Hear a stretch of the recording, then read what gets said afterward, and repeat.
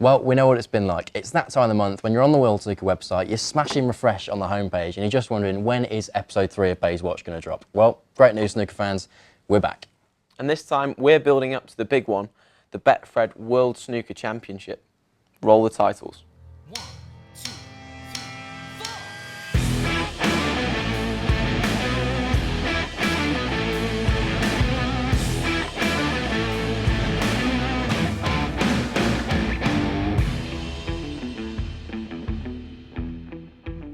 As always, it's been a busy month on the World Snooker Tour, but amidst all of the action, here's what we've been up to for Baize Watch Episode 3.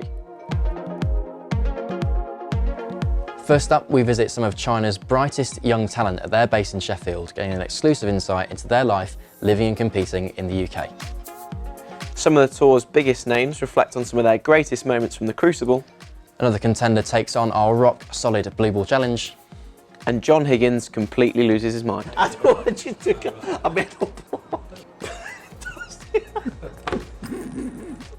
Before we get stuck in, let's get you up to speed on all the action that's been going on this month. The beautiful town of Llandudno in North Wales is the setting for the Ladbrokes Players' Championship. Ronnie O'Sullivan thrashed Sean Murphy 10-4 in the final to equal the record of 5 ranking titles in a single season.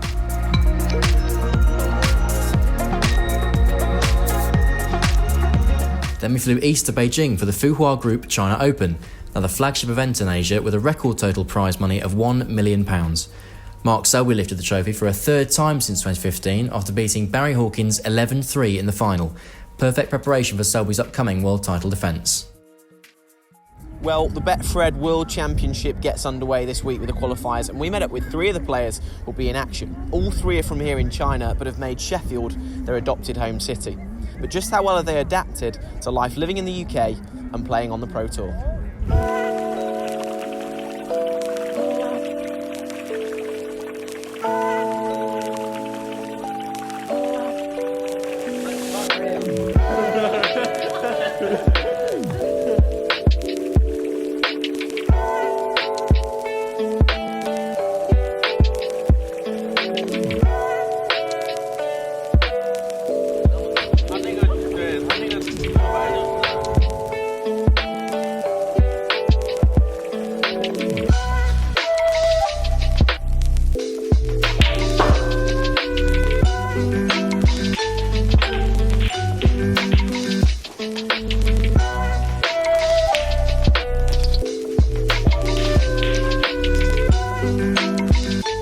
我来了3年了吧，其实还是很习惯这里的生活，比较安静，比较能让人更能静得下来。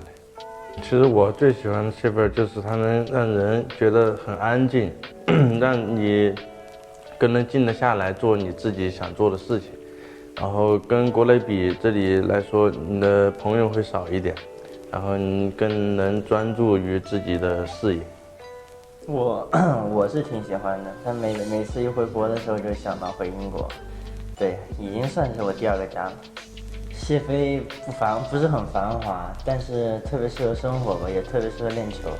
对，所以谢飞我觉得还是一个很不错的城市。空气好，我俩都说完了，他怎么是？空气好，就这一个空气好，就我喜欢这儿的原因。北京空气是有多差呀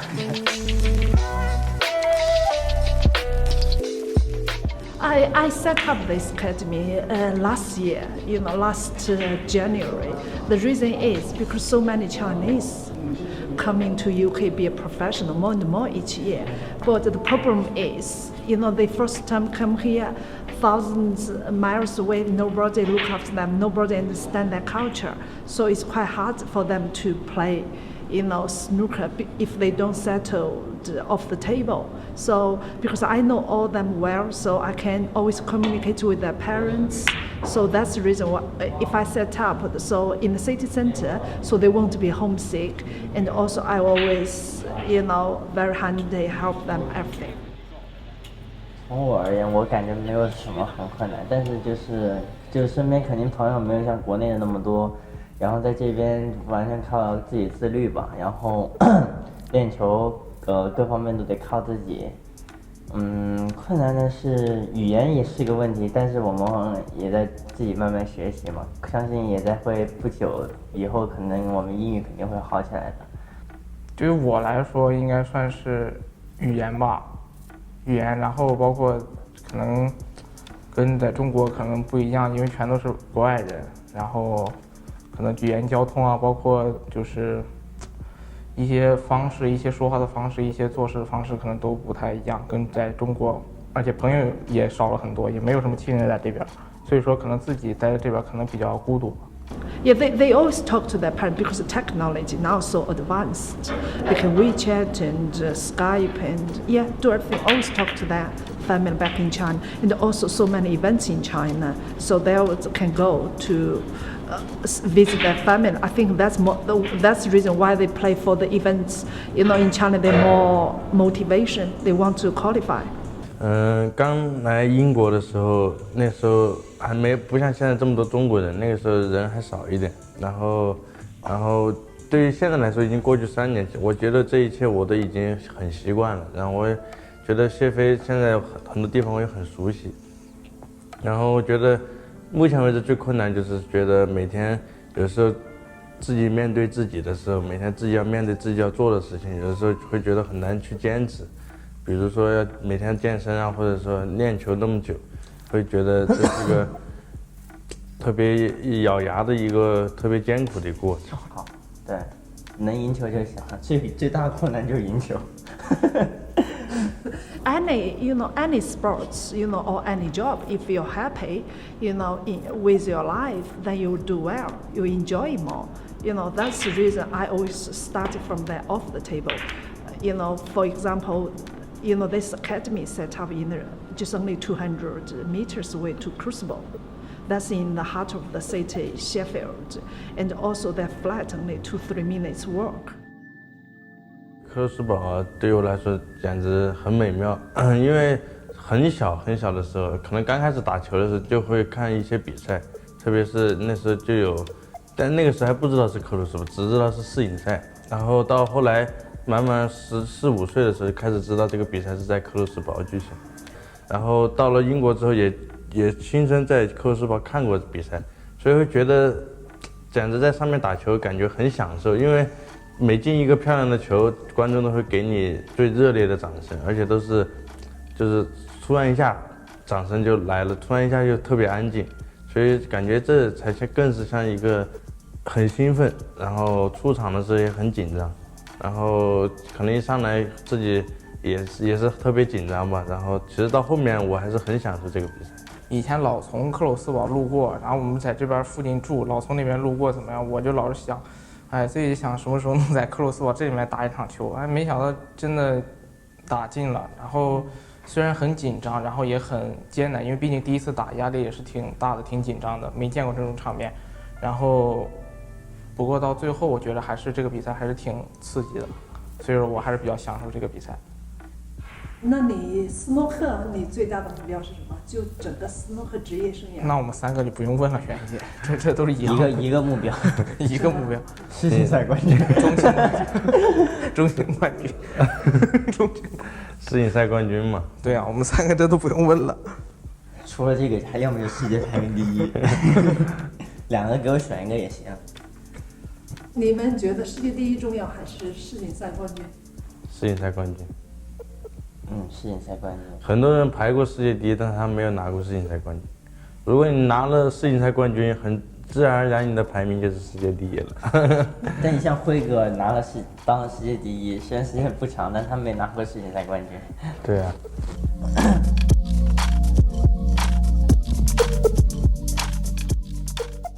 Well, we'll find out in the next few weeks whether Ding or one of the other talented Chinese players will be the first player from Asia to win the world title. Now, with the Crucible in mind, we sat down with some of the world's top 16 to look at some of their greatest moments from the world's biggest stage. Ever since I've been a professional, all you strive for is to try and become world champion, and winning it for the very first time will always be a special place in your heart, no matter how many times you won it. I think the first one will always be the main special one. I think I won the first 4 frames to go 11-10 in front, and we had an interval, and then we only managed to get 2 more frames in after that. So, yeah, I mean, the second day I played a lot better as well, and felt a lot better in myself. Yep, I think this is at 11 all, what I remember. I've played the shot off the back of the cushion to hit the brown, and I've not played it as well as I'd like. I've hit it probably too full to leave the brown on. Still leaves Ronnie a tricky shot because he's got to try and get on the blue, but I remember he's played it really, really well, and once he potted that, I thought that was it.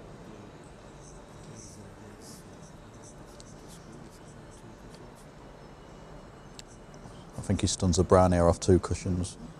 Yeah.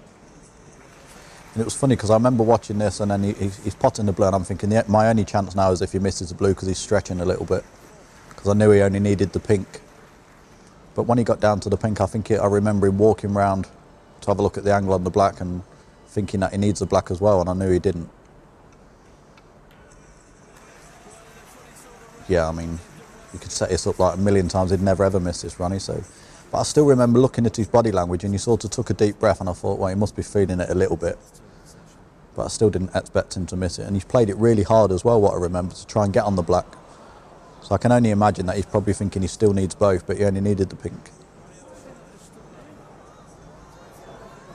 As you see my reaction now, I couldn't believe it. So I thought if I could knit that frame to get 12-11 up, because having gone 11-10 in front from 10-7 down, I was feeling really good. And if I'd have come out 12-11 down, I'd have felt terrible, I think. So to knit that frame to get 12-11 up was massive going into the last session.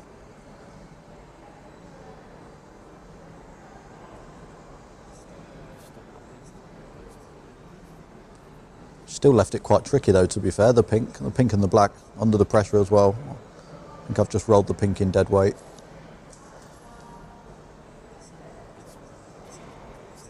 Yeah, and then I've potted like a missable black still, but I sort of held myself together well and potted it. I think I remember I was banging the cue on the floor, nearly put the floor through, I think.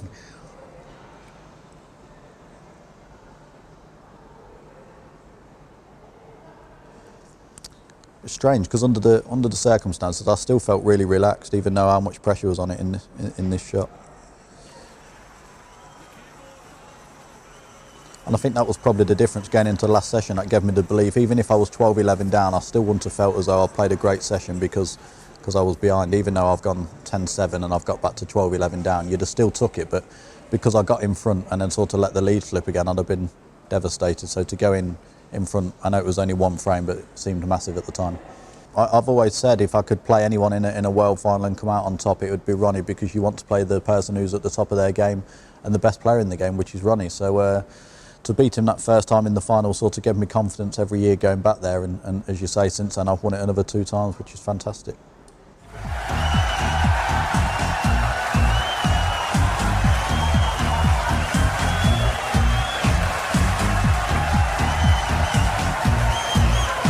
Welcome a young man who has been a revelation for the last 2 weeks. It has been an incredible run to the final. Snooker's new sensation, the ace in the pack, John Drum. I think it was kind of my breakthrough and the first time I'd done well on the main stage in the UK. So I think the kind of snooker I was playing was attractive at the time, and there's a lot of I gained a lot of fans that week, and I think sort of everyone was on my side for the whole tournament. And yeah, walking into the final was sort of an incredible atmosphere when I walked in, and kind of looked at John as well when he walked in, and it was kind of something that he'd never felt before, which I could tell. And still to this day, in my own games and anyone else I've ever seen, there's been nothing like that. I think nobody had really seen it for a while. I think it's been a while since sort of Ronnie had broke through and Jimmy, and my style of play was a lot different to what was around at the time. So I think everyone kind of just latched onto that, and probably being so young as well at the time, and a little bit of the underdog, they probably wanted me to win. China was good to win the month before, but this one there probably gave me the confidence to carry on for sort of the rest of my career. And since then I've sort of got to finals and won finals for every year since. I haven't had that many 147s as a pro, but that one was definitely a cracker, because there was a lot of prize money at stake for the 147N, and I managed to complete it. not that many people have made a 147 at the Crucible, and like I said, the prize money for that at that time was so high. You know, with a lot of pressure, and people didn't do it because of the prize was so high. But you know, I managed to do it. I think I probably lost next round. I can't really remember, but I know even if you lost when you come away with that prize, he was still brimming. It was 9-1 in front of Rob Milkins, and I seen a chance there, and I thought, well, I'm going to have a go. Whatever happens, I'm going to go for the black wherever it is. And you know, I took a few shots on to get on the black, which if it wasn't that kind of money for the maximum, I would never have played for it. But I'm glad I did. I'm yeah, with this black now, I mean, I've done all the hard work leading up to this. I've potted a good black with the rest with a bit of check side. I've dropped another couple in with check side, and shots that were well missable. When now I'm in the position here, it's just a matter of getting the right angle on the black to go up for the yellow. And as long as I'm in, just played for an area within the yellow, and once I get on the yellow, there's only really one shot that can lay you down from here on in, and that's brown to blue. And to be honest, that was the only shot that I felt a little bit of tension in my arms on, because I knew it was the only shot that could cost me the 147. And even though I played it okay, I felt my hand grab a bit tight on it. But you know, once you're in this position, you should never really miss. It's pretty much straightforward. Like I said, the hard work was done. Probably about 8 or 9 reds in when I potted some crackers with a rest and cut a few back. But yeah, I remember this brown there. When I hit it, I just felt my hand tighten up on it, and I thought, oh, I didn't like that. And that's the only shot all the way through the brick that I felt any bit of tension on. And I still managed to come perfect on the blue, perfect on the pink. You can't go too far. You'd rather be short than long. And you know, it was pretty straightforward there. I think even you could have potted this pink and black, Ivan, for that 147. It's just, you know, nice little screws and stuns for me, and just drop the black in dead weight, if I remember correctly, and collect the check at the end of the 2 weeks. And what Rob said to me after was the funniest thing, because he said to me, oh, if I was going to go for that 147 in the last for him, and he only broke off, I think, and he said he was going to go for it, so that was quite funny, that. Some truly magic moments in there, and we really cannot wait to get back to the Crucible next week to hopefully make some more. Now, if you've been following our Blue Ball Challenge throughout the season, you'll realise just how hard it actually is, even for the best players. Next up to the plate is Eurosport presenter Andy Goldstein, who was convinced he could be the first player to get 5 out of 5.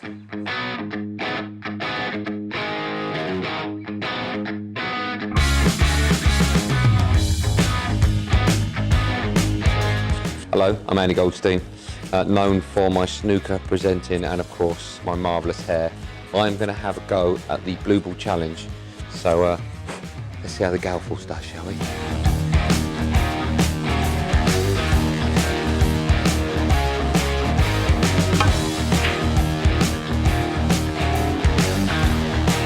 Nil point. No good. Right, here we go.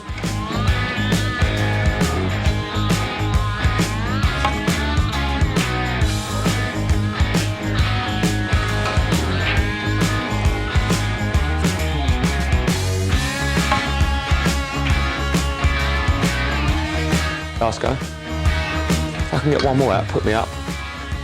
I've beaten John Higgins already.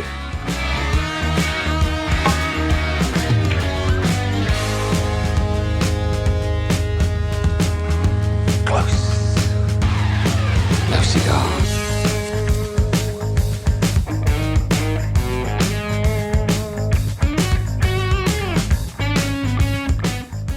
Not a bad effort, Andy, but maybe stick to the day job.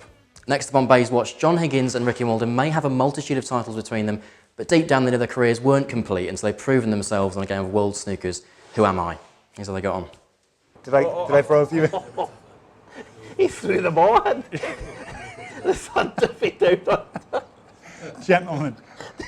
That's all I said, you got it.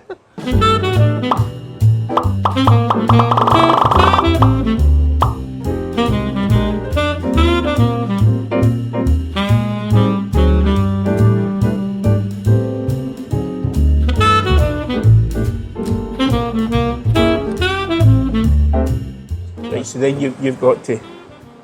Yeah. You've got to. I've got to describe tell you. it. Yeah, I've got to tell you who he is. You've got to describe it. It's going to be carnage, isn't it? I can't cover Who is that? the guy's feet. Yep. Let's go. World champ, 3 times world champ, I think, from Leicester. Selby. Yep. Chinese guy, superstar. Ding. Is it easy? Yeah, I know, yeah. Pocket Dynamo. Pocket Dynamo. From up your way. Pocket Dynamo. From your way. Glaswegian. Oh, Graham World Dog. champ. Graham Dog. Jeez. Left-hander. Won everything apart from the Worlds. Mark Allen. Won everything apart from Barry the Worlds. Hawkins. Legend, all-time legend. Left-hander. Jimmy White. Yep. Left-hander again from Oz. Neil Robertson. Yep. Gentleman. Joe Perry. Yeah, I think he's a gentleman. Left-hander. Mark Allen. Hits everything with Barry power. Hawkins. Hits it positive. From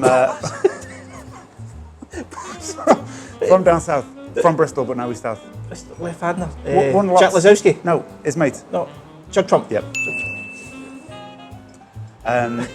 From Nottingham. Square on stance. Andy Hamill. Yep.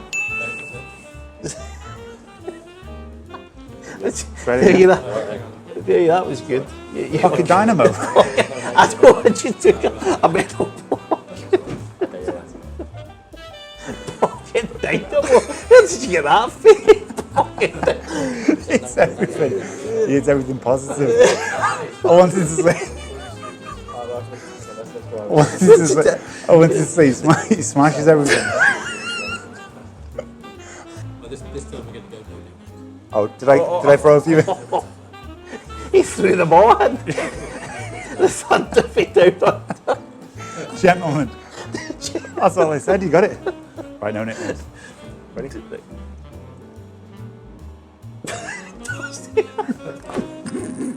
I was going to say the rocket. Ronnie O'Sullivan. Ronnie O'Sullivan. Kong. Maguire. Pass. Huh? Can't he? To be sure. Ireland. Crafty. Ken. To be sure. Mac Attack. Amanis. Big man. No nicknames. Just won the shootout. Just won the sticker shootout. Cypriot. Giorgio. His dad plays. Peter Lyons. Fallon. Ollie Lyons. Yep. Come on! Wembo. That was quite good, actually. He's been beat the final the world a couple of times. Welsh. Should have won it. Should have won it. Williams. Stevens. Yep. That was alright. That was a good impression. Come on. Is there a prize like the sticker awards?